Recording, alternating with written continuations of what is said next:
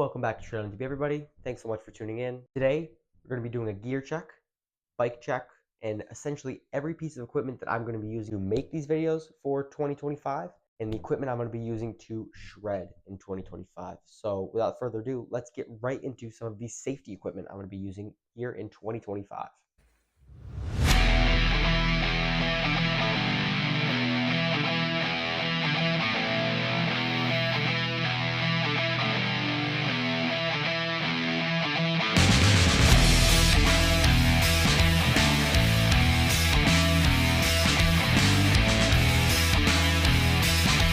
This 2025 season, planning on riding a lot of bike park. I got the Loan Pass. This video is not sponsored, but I figured I'd just put that out there. I'm super stoked to be able to have all those opportunities to ride all of these awesome bike parks in the US and even a couple in Canada. I'm excited to be able to ride Bolton Valley, which I've never ridden before, a lot of Killington. I know I have Granite Gorge in there, which is a local mountain to us, which is going to be awesome to be able to get out there and shred that a little bit. And finally, Burke Mountain, definitely going to be able to make it out and get there. I am using my Layout Gravity 2.0 helmet for shredding all the bike park this year. I like it because it's super lightweight. I will put the grams up on the screen now of how much it actually weighs. I love the magnetic clasp on it. Makes it super easy to take the helmet on and off. It's equipped with MIPS and 360 turbine technology. I've been rocking this helmet since 2023, I believe. I've never had any problems with it. It's got a couple dents in it from some spills, but this is definitely the one I'm going to be rocking in 2025 as long as I don't have any major crashes. So, yeah, my Layout Gravity 2.0 definitely would recommend. Super lightweight, nice and cushiony, and will save you your head. For some of those longer epic trail rides, I have my Fox Speed Frame.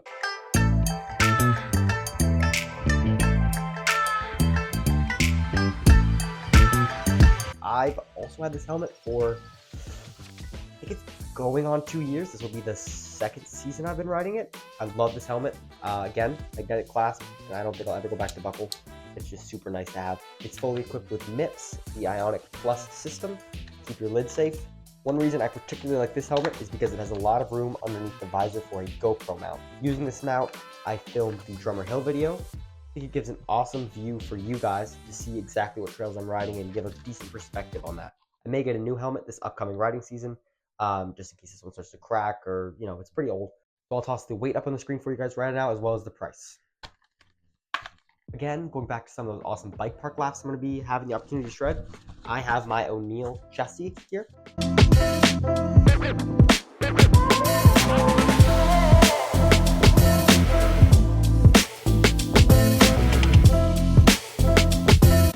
It's got a flexible backplate.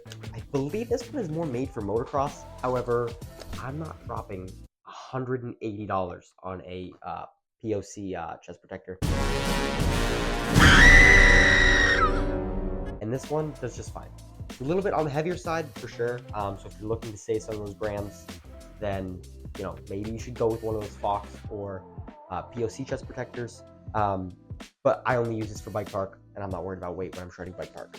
The breathability is not awesome on this one, but I usually ride bike park shirtless whenever I ride this, or I keep my super light and breathable jersey, which we're going to talk about in just a second, over this, which makes it all breathable, which allows for this to be a pretty comfortable option for the bike park. Stick with the theme of the bike park. These are my Fox goggles. I'm honestly not sure what these are called. Again, I'll toss the name up on the screen, as well as the price and weight of these. I like these goggles. I'm personally a clear lens kind of guy. Even when it's sunny, I prefer the clear lens. I like to be able to see exactly what's in front of me, especially in some of that dodgy lighting. I like these goggles because they still let me have airflow to my face without having my eyes get all watery. They also have a nice sticky, it's almost like a rubber on the inside of here that helps keep it glued to my helmet. These are definitely my choice of goggles. They're also pretty cheap. I think I got these for around $25 to $30 at the Highland Bike Shop maybe a year ago, and I'm going to continue rocking these into the 2025 season. Moving away from safety gear a little bit, when I am not riding clipped in, I am riding flats most of the time. And I have been using my Freeride Pro Stealths.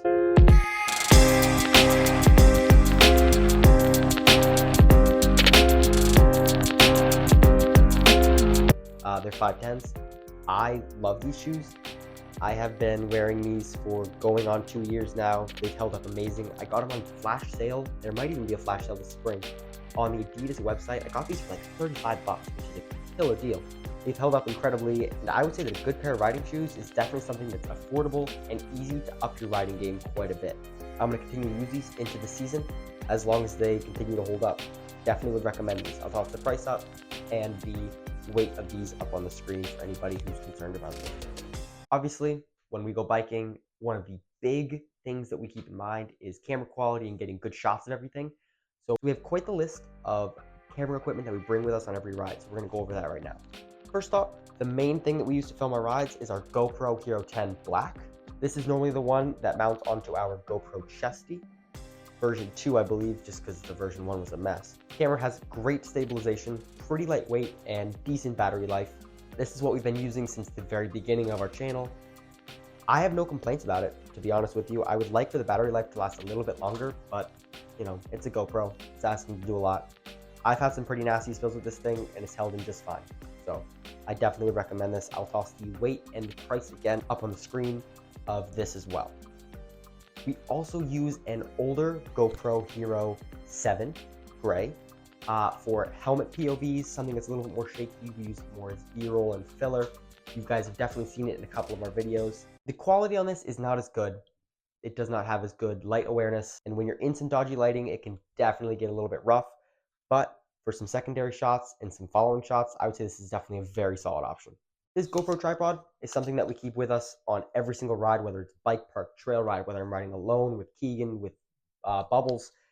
Doesn't matter, this is always with me. I like it because it's super compact, super lightweight. I can fit this in the back of my shorts pocket. I can fit it in a fanny pack. Sometimes I can even tuck it in my sock if I really need to.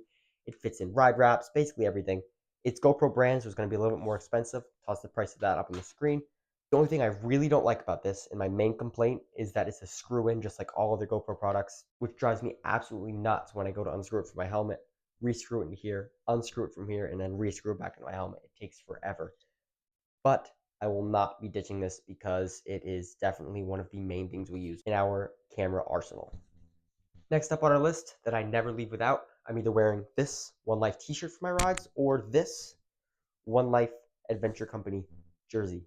I love this thing. The sleeves are perfect length, it's lightweight, it's durable, it's high quality, and most importantly, it's affordable. These come in a super wide range of colors, so go check them out on their website and use code TRAILHEAD for 15% off any order.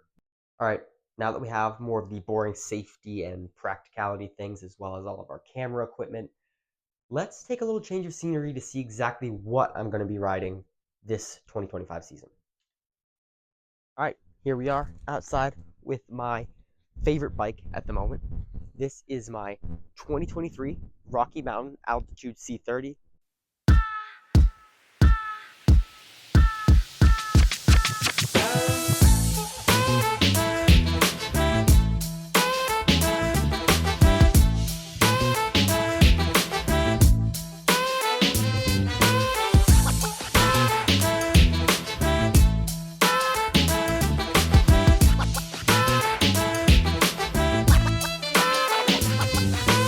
I got this bike at the end of last season, so I haven't had a ton of chances to ride this thing. What I have had the opportunity to ride has been absolutely amazing. This bike has 170 millimeters up front, 165 millimeter travel in the rear. It has Rocky Mountain's iconic Ride 9 system that allows for 18 different geometry positions with this bike. Of course, I have my Flatbike pop-off pedals on this bike for portable adventure. Definitely head over to their website and check them out. These are a super awesome addition to the bike and super durable and sturdy for even the hardest bike park days. I have a 12-speed Shimano Dior XT on this bike. The brakes on this are a little bit weak. I'm planning on upgrading those. I have some spare Shimano MT 8100s, I believe, downstairs that I'm going to definitely get tossed on this thing soon. But yeah, this is definitely my go-to bike at the moment for bike park days, trail rides. Let's go check out the bike that I have for some more jumping and more shorter rides, something I need a little more twitchy and peppy.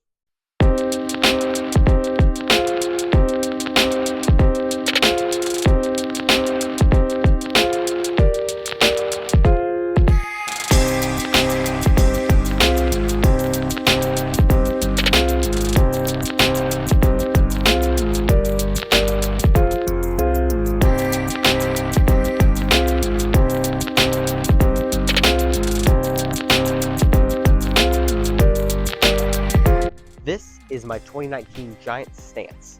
Unlike my medium enduro bike over here, this is a small cross-country bike with only 120 millimeters of travel front and back.